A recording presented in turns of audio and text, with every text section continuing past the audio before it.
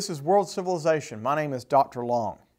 This video is about conceptions of time, including calendars, dating system, and how historians deal with these issues in world history. Now, time is incredibly important in the modern world. Our entire lives, including appointment, school, work, sports, and even how we are paid is determined by time. But time is not a modern concept. It's long existed in human civilizations. One of the major reasons for this is that we are mortal. We have lifespans. The question of mortality has also been addressed, obviously, by major world religions that deal with questions of origin and the afterlife. And on a big picture level, there are two big ways that humans have thought about time. Both of them have religious influences. The first is a linear view of time. In this view, time moves along a track and is headed in a certain direction. There's a beginning of time, a middle, and an end. Now, monotheistic religions such as Judaism, Christianity, and Islam, which all include stories of creation, fall, and redemption with an end of the world, all embrace a linear view of time. So this strong linear view of time has religious roots. In the modern world, beginning in the 17th century, the Enlightenment, an intellectual movement that stressed reason and science, has led to secular ideas that have questioned religious claims. Yet, many modern secular Western ideas are also rooted in a linear view of time. For example, Marxism, although atheistic, has a very strong linear sense of time. Marxists believe that class conflict drives human history. Consequently, Marxist historians have focused heavily on economics and class. And beginning with its founder Karl Marx in the 19th century, the Marxist perspective has contributed to a number of historiographical debates. For Marxists, class conflict culminates in revolution, ultimately leading to a communist society with all goods shared in common, a classless utopia, which results in the end of history. Now note here that Marxism's view of revolution with an end of history closely parallels Christianity's view of the second coming of Jesus, the last judgment, and the coming of a new heaven and new earth as described in the book of Revelation. Besides Marxism, another secular view, the Whig school of history, which is a term coined by British historian Herbert Butterfield in 1931, has also been influential and it also embraces a strong linear notion of time. Now, the Whig school of thought is different from Marxists in that the Whigs favor liberal democracy and science instead of communism. However, Whig historians also have a strong linear view of time. The Whig school suggests that human history moves in stages, inevitably moving towards a more democratic, prosperous, and scientific advanced world. This view is known as the idea of historical progress. On a popular level, you may have heard the terms such as being on the right or wrong side of history. This comes from this whole idea of historical progress. Again, all of this is a linear view of history, a linear view of time. Now, the linear view of time has been especially strong in the West. But the second way that humans have viewed time is a cyclical view. And a cyclical view of time asserts that time moves in cycles that repeats itself, with a time for birth, life, decay, and death, all endlessly repeating. For their part, the ancient Greeks had a cyclical view of time. Nonetheless, this view fell out of favor in Greece with the rise of Christianity, which, as I've mentioned, has a linear view of time. The cyclical view of time has instead been especially strong in Asia, or the East, largely due to the influence of Eastern religions. For example, Hinduism, which has long been the dominant religion in India, believes in reincarnation. Likewise, Buddhism, which came out of Hinduism, and has long been important in many Asian societies, also believes in reincarnation. The notion of reincarnation, in which people are born, die, with this cycle repeating itself for many, many years until it's finally broken in spiritual liberation, is a cyclical view of time. In addition, Taoism, which is a popular philosophy based on harmony with nature in China, also has a cyclical view of time. Besides Eastern religions in the Americas, Native Americans, such as the Mayans, also had a cyclical view of time. Mayan civilization was one of the earliest large civilizations in the Americas. The Mayans believed that before the existence of this present world, several worlds had been successfully created and destroyed. So this is another cyclical view of time. The Mayans had a particularly sophisticated cosmology, advanced knowledge of mathematics and astronomy, and this allowed them to come up with several different calendars. Now in 2012, many people all over the world mistakenly thought that the Mayan calendar predicted the end of the world on the winter solstice of that year, December 21st, 2012. Now this caused quite a stir and even a minor scare in some places, but of course the world did not end. This scare was based on a false understanding of the Mayan calendar, which did not predict the end of the world, but rather the end of one long epoch of time. Besides this big picture of time, the linear and cyclical views of time, ancient civilizations also came to have calendars for years and even dating systems to mark larger epochs of time.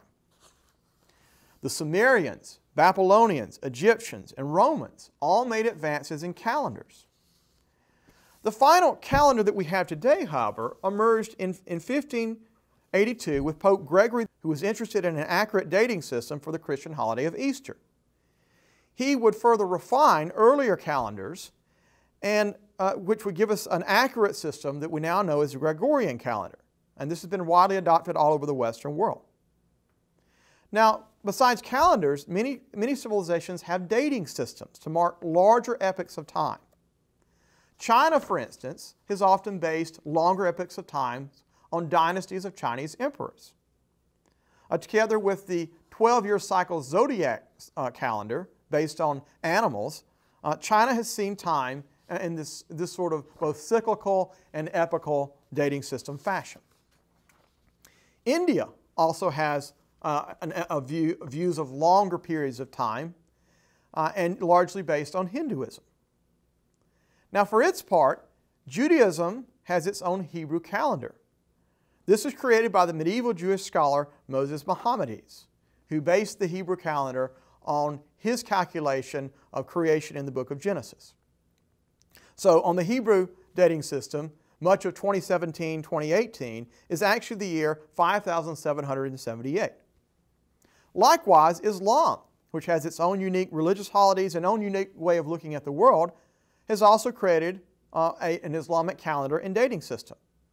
The Islamic calendar is a lunar calendar, and its dating system is based on Muhammad, who Muslims see as the last and greatest prophet and thus an incredibly central person in human history.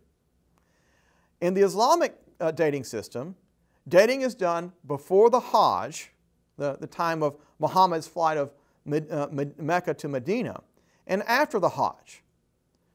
So the year 2017-2018 corresponds to 1439 after the Hajj in the Islamic calendar. Now this also brings up the Christian dating system. Besides the use of Gregorian calendar, Christian dating system uses the BC AD dating system. And Christians base time on Jesus.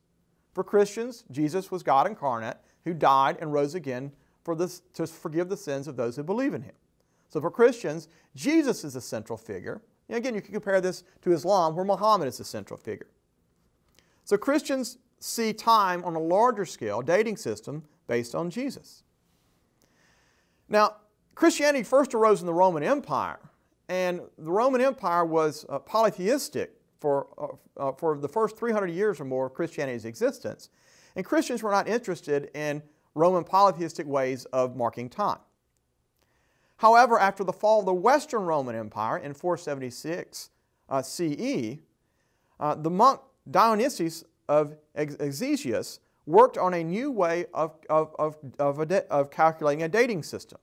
Now, he was mainly interested in the date of Easter, but in his view, all years, the entire dating system, should start with the birth of Jesus, or as he put it, in the year of our Lord, Anno Domini, abbreviated as AD. Of course, the other books of the Christian scriptures, including the New Testament, which deal with the life of Jesus, give a date for his birth, and indeed don't seem interested in this.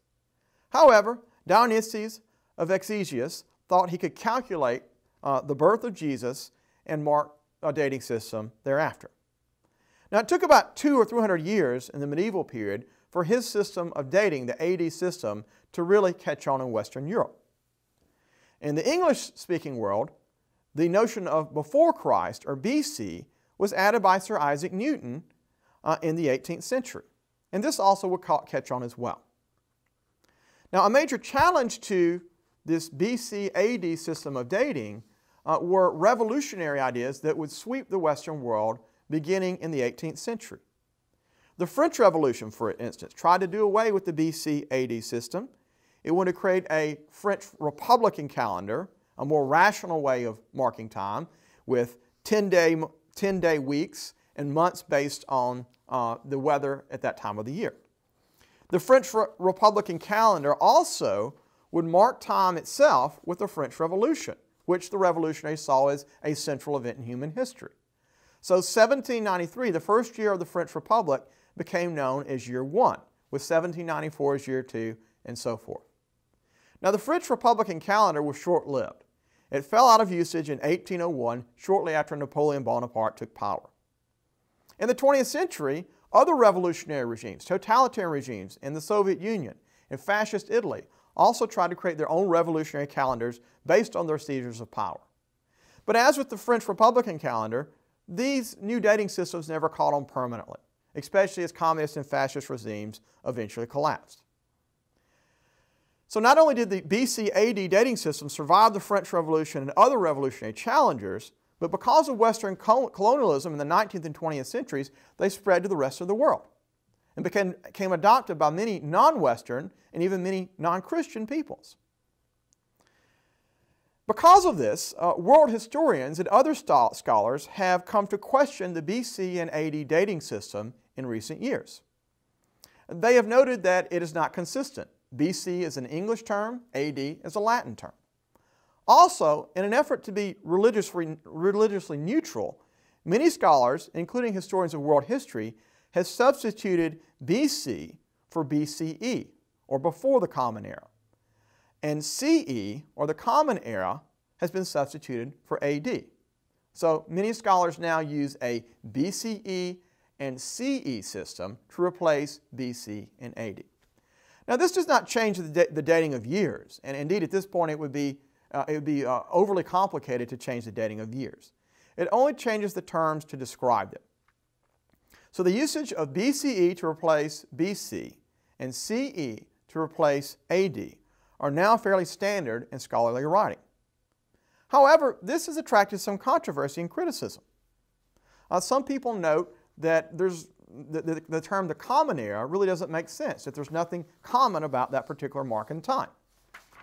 Likewise, in 2011, the Vatican's newspaper criticized the British Broadcasting Network for using the BCE-CE system as politically correct and as anti-religious. Now, on a popular level, many people still use the BC-AD system because they find BCE and CE confusing. And this is a good place to conclude this video because it illustrates that humans have long had different ways of thinking about time, linear versus cyclical. They've also had different calendars and different dating systems to mark longer epochs of time. These differences and even debates over how to mark time have not entirely gone away. Time has implications about power, meaning, inclusivity, religion, and ultimate reality. These are questions that are important to humans and part of the human condition, but they have hardly been resolved even to this day. Perhaps people will be arguing about them to one degree or the other until the end of time. Or maybe all these arguments will just repeat themselves endlessly in a cyclical pattern. Thanks for watching this video. Thank you for your time.